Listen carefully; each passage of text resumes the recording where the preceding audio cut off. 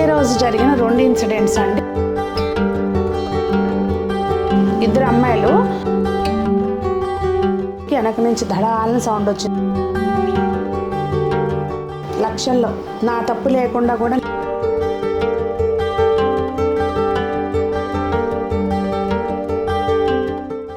బతికినన్నాళ్ళు అలాంటి పనిష్మెంట్.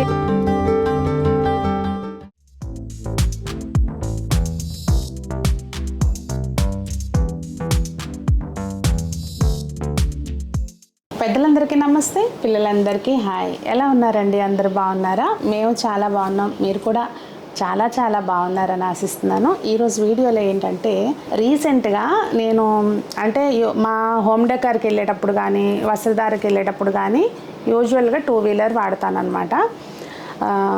నేను రీసెంట్గా కొన్ని ఇన్సిడెంట్స్ నా కంటితో చూసినవి, నాకు అనిపించినవి ఇవాళ మీతోటి షేర్ చేసుకుందాం అనుకుంటున్నానండి. కొద్దిగా నేను చెప్పిన విషయాన్ని ఆలోచించి ఎవరైనా ఒకళ్ళిద్దరికి హెల్ప్ అయినా, ఒకళ్ళిద్దరు చేంజ్ అయినా కానీ బాగుంటుంది అనే ఉద్దేశంతో ఈ వీడియో చేస్తున్నాను. నేను Sunitha, welcome to the Telugu housewife. అయితే ఈ మధ్య మన ఛానల్కి ఒక చిన్న ప్రాబ్లం వచ్చి పడిందండి. ఏంటనుకుంటున్నారు? అసలు నోటిఫికేషన్స్ అనేవి వెళ్ళట్లేదంట. చాలామంది కంప్లైంట్ చేస్తున్నారు. ఒకవేళ మీరు ఛానల్ని సబ్స్క్రైబ్ చేసుకుని ఉంటే బెల్ ఐకాన్ క్లిక్ చేశారో లేదో చూడండి. చూసి వీడియో స్టార్ట్ చేయగానే ఒకసారి లైక్ చేయండి. అంతే, ఆ చిన్నది ఒకటే అడుగుతున్నాను నేను. లైక్ చేయడం ద్వారా ఎక్కువ మందికి నోటిఫికేషన్స్ వెళ్తాయి అనమాట. అది సో ఇంతకీ విషయం ఏంటంటే, ఒకే రోజు జరిగిన 2 ఇన్సిడెంట్స్ అండి. ఒకటి సింగిల్గా నేను చూశాను అనమాట. ఒకరోజు సంజమ్మ నేను ఈవినింగ్ టైంలో కార్లో వస్తున్నాం. సంజమ్మ కాలేజ్ నుంచి వచ్చి నన్ను పిక్ చేసుకుని ఇంటికి వెళ్తున్నాం అనమాట.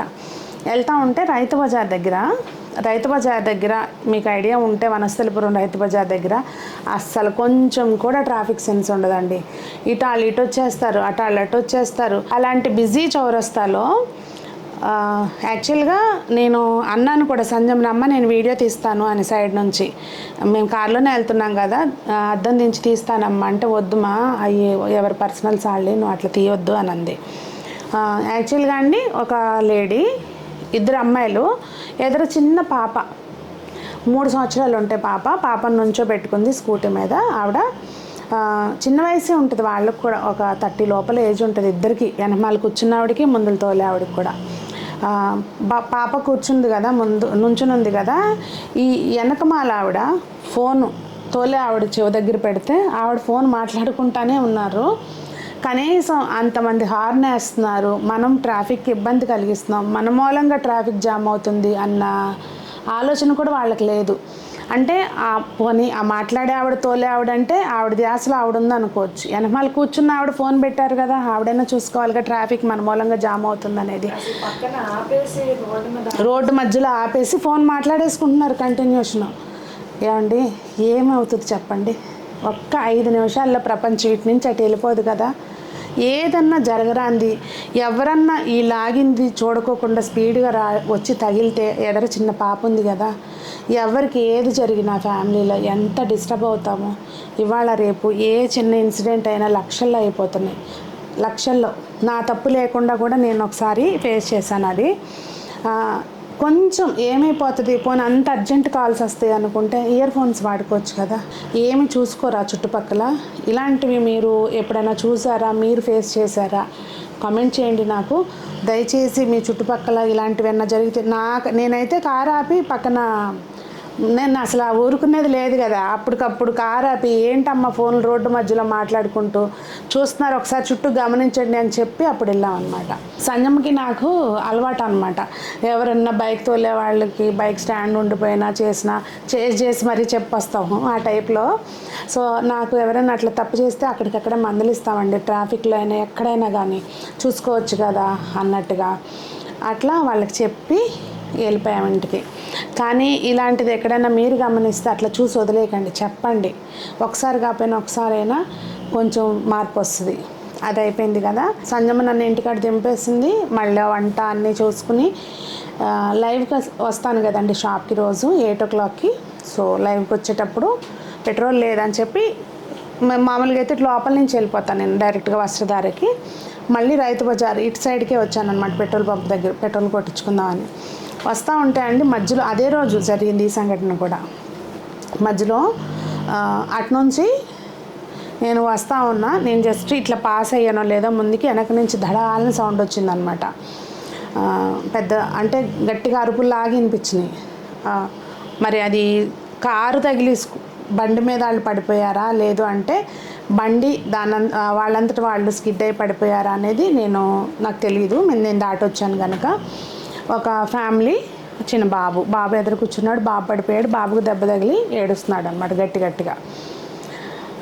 అందరూ ఎవరికైనా ఏదైనా ఇన్సిడెంట్ అయితే కామన్గా అందరం చూస్తాం కదండి. జస్ట్ అట్లా ఇన్సిడెంట్ జరిగింది, నేను ముందు బండి ఆపి గబాలను పరిగెట్టుకుని వెళ్తున్నాను నేను కూడా వెనక్కి. ఈ లోపలే అసలు ప్రపంచం ఈ క్షణంలో మేము ఇక్కడి నుంచి కదలకపోతే ప్రపంచం మొత్తం తల్లకిందులు అయిపోద్ది అన్నట్టుగా దన హార్న్స్ అనమాట. అసలు కార్లాళ్ళు, బళ్ళాళ్ళు, ఆటలాళ్ళు అసలు ఒక్క క్షణంలోనే ఏదో అయిపోద్ది అన్నట్టుగా ఒకటే మోత. వామ్మ మళ్ళీ నా స్కూటీ ఎక్కడ అడ్డం వస్తుందో అని చెప్పి నేనైతే నేను అక్కడికి పక్కనే ఆపాను, కానీ సరే యువతలకు వచ్చేసాను.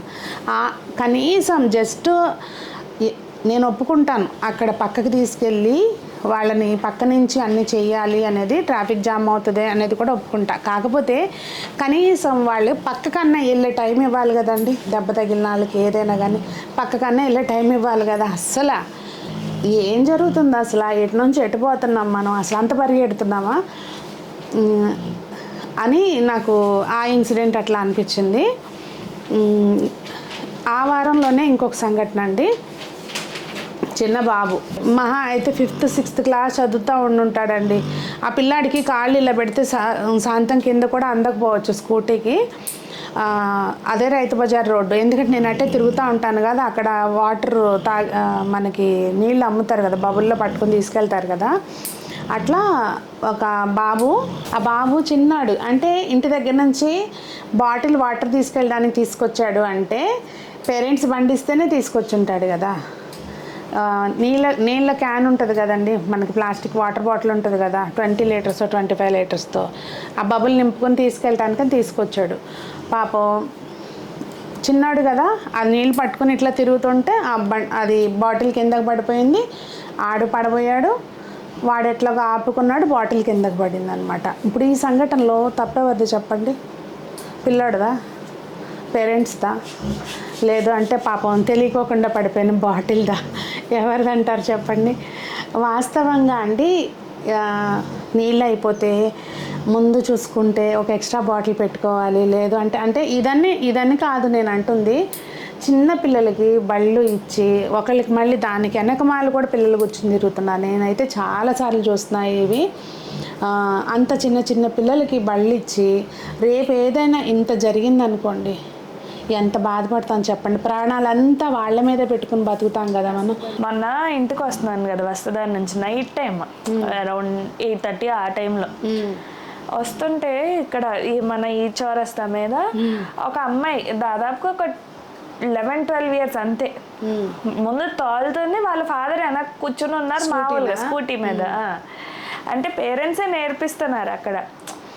అంటే ఎట్లా అయిపోయిందంటే అండి వాళ్ళ రోజున వాస్తవంగా పనులు అలా ఉంటున్నాయి, మన పరిగెట్టాల్సి వస్తుంది కాలానికి తగినట్టుగా. కానీ అసలు ఇప్పుడు మనం అంటే ఒక ఎక్స్పీరియన్స్ ఒక ఏజ్ వచ్చిందనుకోండి, ఎదటి వాళ్ళు గబాలన ఏదన్నా అయినా కూడా ఇంత పెద్దాళ్ళం అయ్యుండి కూడా ఒక్కోసారి మనమే ఆపుకోలేక పడిపోతున్నామే.